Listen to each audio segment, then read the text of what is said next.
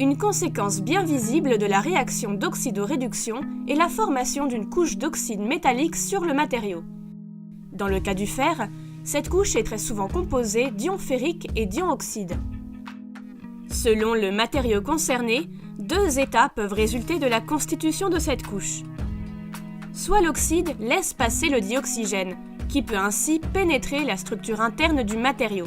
C'est le phénomène de corrosion que l'on observe par exemple dans le cas du fer. Soit l'oxyde ne laisse plus passer le dioxygène, c'est le phénomène de passivation que l'on observe notamment avec l'aluminium ou le titane.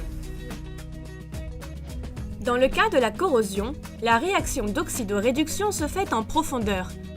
Puisque le dioxygène peut traverser la couche d'oxyde, il peut entrer en contact avec les atomes de fer au plus profond de la structure interne du métal, sans que rien ne vienne l'arrêter. En conséquence, le matériau se fragilise considérablement, ce qui peut même mener à la destruction de l'objet. La passivation, c'est un état dans lequel le métal est en mesure de résister à l'oxydation en profondeur grâce à la présence d'un film passif, naturel ou artificiel. Dans la plupart des cas, comme celui de l'aluminium, ce film est en fait la couche d'oxyde elle-même.